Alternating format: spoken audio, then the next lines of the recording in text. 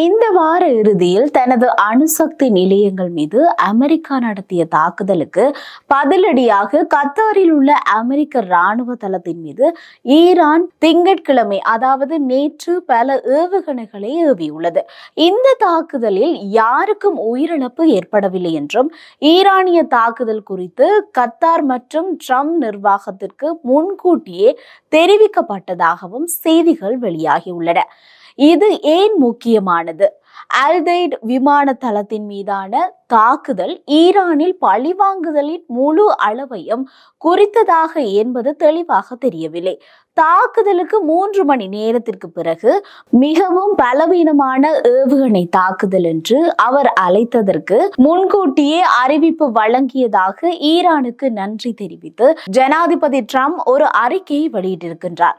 வார இறுதியில் 3 ஈரானிய அணுசக்தி நிலையங்கள் மீது அமெரிக்கா ராணுவ தாக்குதலின் போது இதுவரை பார்த்ததை விட மிக அதிகமான பலத்துடன் எந்த ஒரு பதிலடியும் எதிர்கொள்ளப்படும் என்று ஜனாதிபதி முன்னர் எச்சரித்திருந்தார். ஆனால் போரை முடிவிற்கு கொண்டு வருவதே ட்ரம்பின் தற்போதைய குறிக்கோள் என்று வெள்ளை மாளிகை அதிகாரி உள்ளூர் செய்தியாளர்களிடம் கூறினார். மேலும் இஸ்ரேலிய பிரதமர் பெஞ்சமின் நெதன்யாகுவிடம் அதை தெளிவுபடுத்த அவர் திட்டமிட்டுள்ளார். நாங்கள் ஒரு ஒப்பந்தத்தை விரும்புகின்றோம், மேலும் எந்த போரையும் விரும்பவில்லை என்று அந்த அதிகாரி கூறினார். இந்த விஷயத்தை நன்கு அறிந்த ஒரு வட்டாரத்தின்படி மொத்தம் 14 ஈரானிய ஏவுகணைகளை கத்தார் வான் பாதுகாப்பு படையினர் தடுத்து நிறுத்தினர். ஒரு ஏவுகணை அல் உதை தளத்திற்கு அருகிலுள்ள ஒரு கட்டிடத்தை தாக்கியது. ஆனால் யாருக்கும் உயிரிழப்பு ஏற்படவில்லை மற்றும் இராணுவ உட்கட்டமைப்பிற்கு எந்த ஒரு சேதமும் ஏற்படவில்லை என்று அந்த வட்டாரம் தெரிவித்துள்ளது. இன்று ஈரானில் இருந்து புறப்பட்ட குறுகிய தூரம் மற்றும் நடுத்தர தூர பாலிஸ்டிக் ஏவுகணைகளால் அல் உதை விமான படைத்தளம் தாக்கப்பட்டது என்பதை என்னால் உறுதிப்படுத்த முடியும்.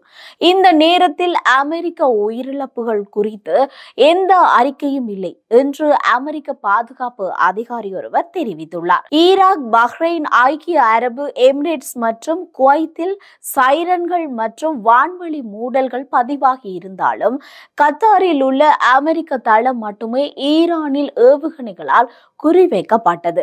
ஈரானிய தாக்குதலுக்கு பிறகு ஈரானின் உச்ச தலைவர் அயோதல்லா அலி கமேனி எரியும் அமெரிக்க கொடியின் படத்தை எக்ஸ் தளத்தில் வெளியிட்டு நாங்கள் யாரும் ஆக்கிரமிப்பிற்கு சரணடைய மாட்டோம், இதுதான் ஈரானிய நாட்டின் தர்க்கம் என்று எழுதினார். ஈரானின் உச்ச தேசிய பாதுகாப்பு கவுன்சிலின் முன்னதாக ஒரு அறிக்கையை வெளியிட்டது. சனிக்கிழமை கத்தார் மீது ஏவப்பட்ட ஏவுகணைகளின் எண்ணிக்கை அமெரிக்கா அதன் தாக்குதலில் பயன்படுத்திய குண்டுகளின் எண்ணிக்கைக்கு சமம் என்று கூறியது. சக்தி வாய்ந்த ஈரானிய படைகளின் தாக்குதலில் குறிவைக்கப்பட்ட தளம் கத்தாரில் உள்ள நகர்ப்புற வசதிகள் மற்றும் குடியிருப்பு பகுதிகளில் இருந்து வெகு தொலைவில் இருந்தது என்று அந்த அறிக்கையில் கூறப்பட்டுள்ளது. இந்த நடவடிக்கை எங்கள் நட்பு மற்றும் சகோதர நாடான கத்தார் மற்றும் அதன் உன்னத மக்களுக்கு எந்த அச்சுறுத்தலையும் ஏற்படுத்தவில்லை. ஈரானின் இஸ்லாமிய புரட்சிகர காவல் படை அல் உதை மீது பேரழிவு தரும் மற்றும் சக்தி வாய்ந்த ஏவுகணை தாக்குதலை நடத்தியதாக கூறி ஒரு அறிக்கையை வெளியிடப்பட்டுள்ளது.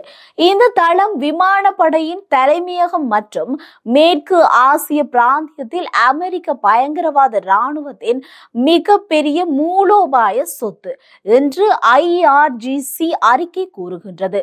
ஈரான் எந்த சூழ்நிலையிலும் அதன் பிராந்திய ஒருமைப்பாடு, இறையாண்மை மற்றும் தேசிய பாதுகாப்பு மீதான எந்த ஒரு தாக்குதலுக்கும் பதில் அளிக்காமல் விடாது என்று அந்த அறிக்கையில் வலியுறுத்தியது.